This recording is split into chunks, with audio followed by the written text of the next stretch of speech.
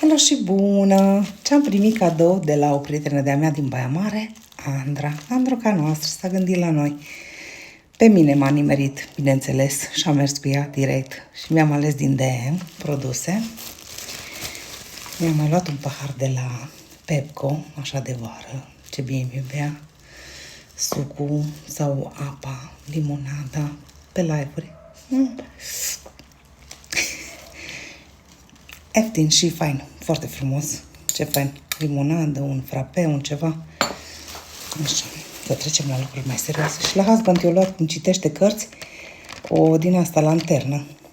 Poate citi noaptea. Super, foarte frumoasă și azur, culoarea mea preferată. Bun, și acum trecem la DM. Pentru Ștefănuc Bunuc, i-a luat bombele de apă, că știu ei că îi place.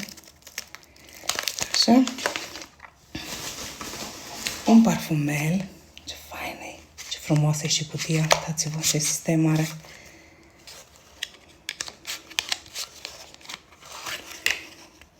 Foarte fain. Ce atâtea parfumuri originale când ia eau de parfum. Ieftin și bun. Dă miroș. Și la parfumurile originale, dacă muncești, transpir tot. Să duc și nu să mai simt. Da, nu. Eyelinerul meu preferat de la Essence.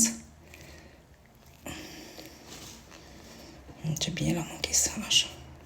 Cea mai bună peniță ever. Îți formează.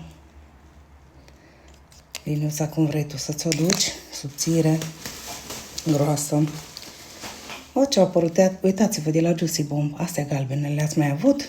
Eu nu. Ai, dar ce aromă fain are. Și așa cu sclipici. Superb. Așa se vede aici, glitter.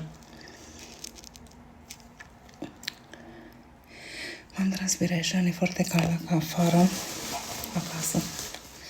Și încă, de la Catrice, știți că am varianta roz. Dar cică și asta îți schimbă culoarea buzelor. Adică îi lip oil, e transparent.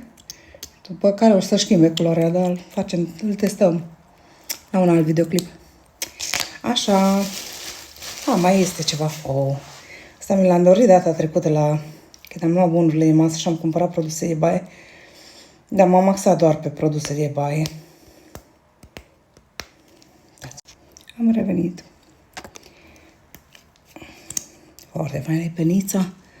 Și îți faci, îți și colorează sprâncenele și îți și le aranjezi frumos și ți le aranjează. Vedeți că sunt mai întunecate acum. Îți dă tentă de vopsit. Așa și ștergi, practic. Foarte frumos. Ce poți face cu o femeie? Să o faci fericită cumpărându-i produse de la DM. Ieftin și de mare impact. Așa-i, fetelor. Pe mine lucrușoarele astea mă fac happy. Așa și nu în ultimul rând, pentru Ștefănuc Bunuc, o jucărie la care a visat mult. Îi place. E nebunit după puș, nerf, pistole. Mulțumim, Andra, din suflet. Ești o minune. Îți mulțumim din suflet și mă bucur că te-am cunoscut personal.